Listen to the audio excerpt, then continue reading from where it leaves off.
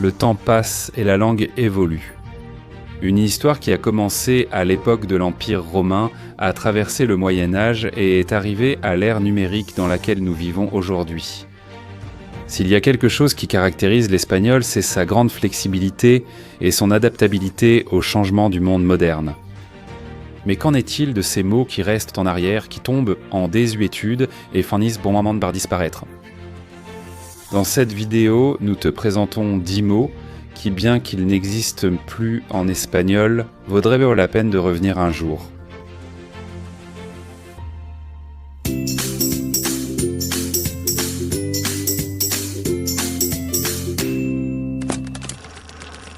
Numéro 1, bien curiante. Bien qu'on puisse deviner le sens de ce mot, sa définition exacte était « celui qui veut du bien, apprécie et estime », c'est-à-dire quelqu'un qui ne souhaite que le bien. Mais c'est le désuétude qui a mené à sa propre extinction, faisant qu'aujourd'hui ce soit un mot un peu étrange pour nous.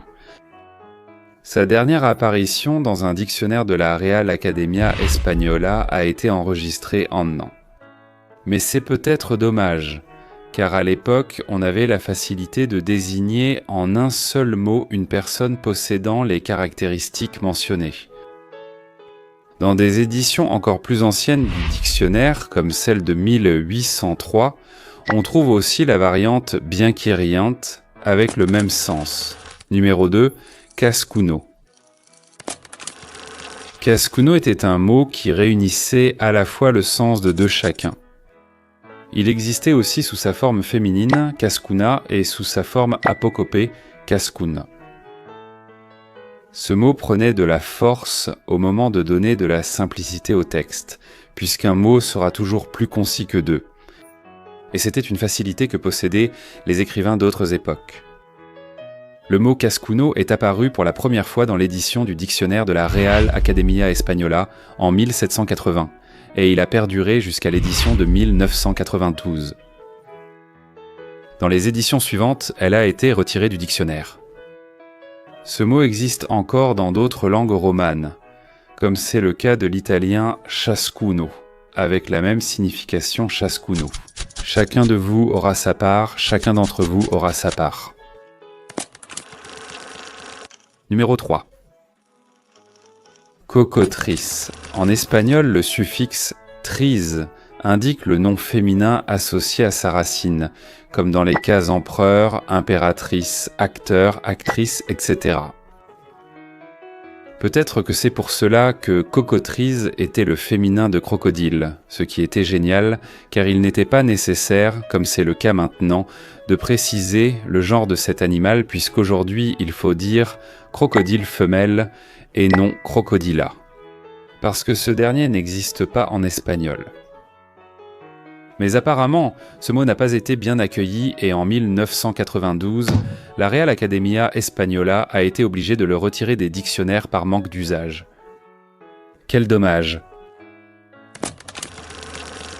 Numéro 4, cuñades. Même si tu ne l'as probablement jamais entendu, je parie que tu pourrais déjà avoir une idée plus ou moins de ce que cela signifie.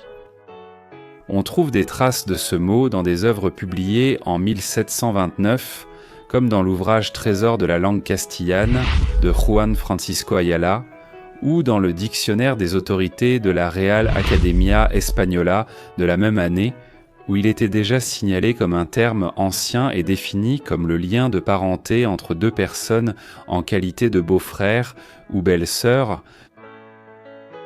Le terme cuñades était alors un mot direct et précis qui célébrait le fait que deux personnes soient belle-sœur ou beau-frère, mais le temps a fini par entraîner sa propre disparition.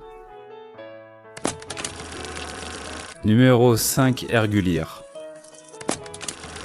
Ce mot a fait sa dernière apparition dans un dictionnaire dans l'édition de 1992 du dictionnaire de la langue espagnole.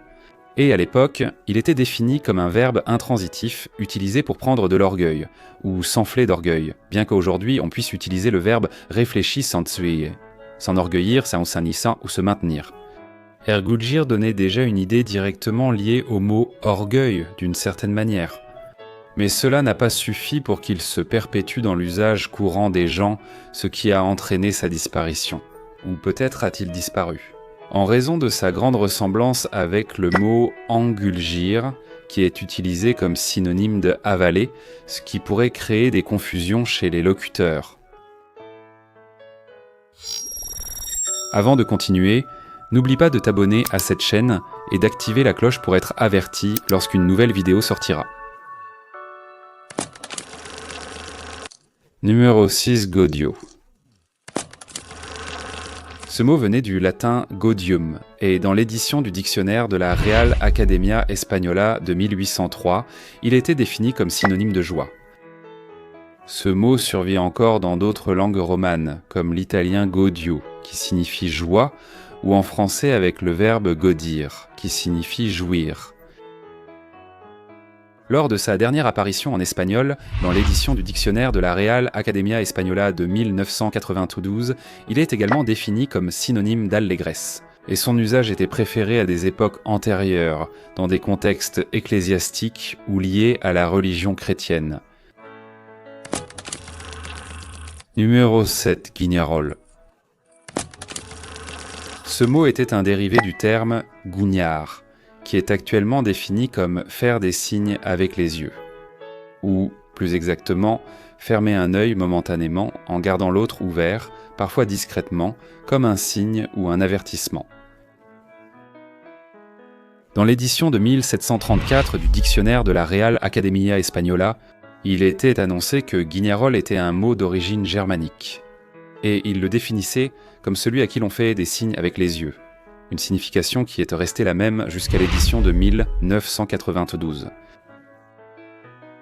D'après ces documents, on comprend donc que guignarol était toute personne à qui l'on faisait des signes avec les yeux.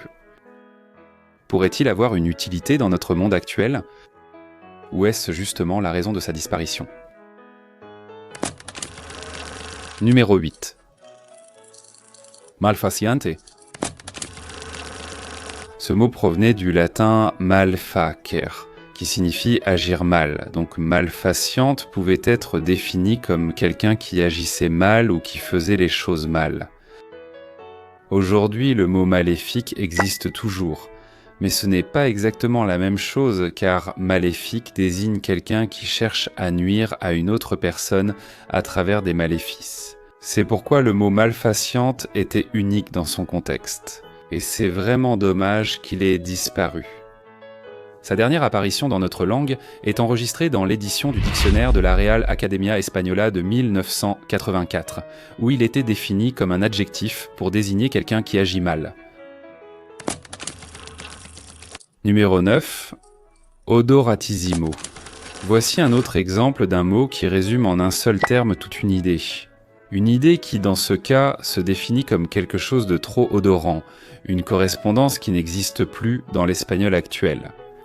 Puisque nous sommes obligés d'utiliser des adverbes d'intensité comme très odorant, trop odorant, ou même de changer la construction syntaxique, qui sent trop fort. Le mot odorissimo provenait du latin odoris, qui signifie odeur, et du suffixe issimo qui indique le superlatif.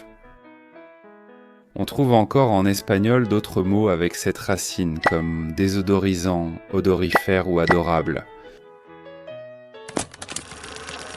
Mot de bonus. Gelo.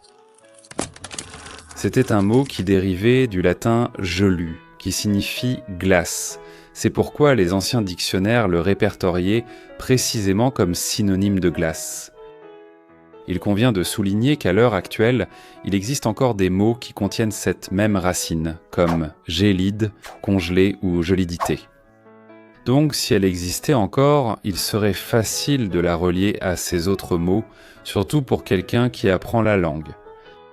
Cependant, il convient de noter que ce mot survit encore en portugais avec le terme gelo, qui signifie glace. Numéro 10. Affixer. Affixer était un mot qui contenait l'ancien terme hispanique fijo, du latin filius, qui signifie fils. Affixer. Il était défini dans l'édition du dictionnaire de la Real Academia Española de 1992, année de sa dernière publication, comme adopter quelqu'un comme fils. Mais bien que ce fût aussi un mot qui représentait toute une idée, le verbe adopter s'est imposé, remplaçant peu à peu le verbe profillar. Et toi, connaissais-tu certains de ces mots ? Penses-tu que l'une d'elles devrait être ressuscitée dans l'espagnol moderne, ou es-tu d'accord avec leur disparition ? Laisse-nous ton avis dans la section des commentaires. Et c'est tout pour aujourd'hui. Si tu as aimé cette vidéo, n'oublie pas de mettre un like et de t'abonner à cette chaîne. Je t'invite aussi à activer la cloche pour être informé lorsqu'une nouvelle vidéo sortira. À très bientôt